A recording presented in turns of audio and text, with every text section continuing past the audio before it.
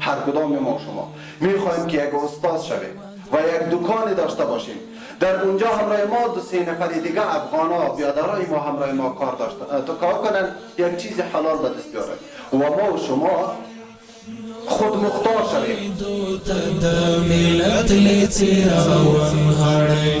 نور ورغی دوت د ملت لچراون غړی زمون دور کو تاندو هلو مستقیم ارمان. تشکر می نمایم از اداره تعلیمات تکنیکی مسلکی که زمینه کار عملی را برای ما فراهم ساخته است.